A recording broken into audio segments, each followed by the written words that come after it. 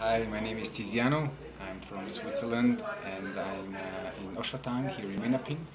I went up to the Rakaposhi base camp today and I just fell in love with the place. It's so beautiful.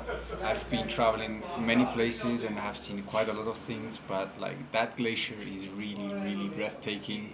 And I was really happy to see that despite the tourism, the place was pretty clean, the whole base camp, and there was just a few things lying around. So, guys, keep the places like they are, keep Pakistan clean, and especially the glaciers, and so everybody can enjoy it as well. Thanks.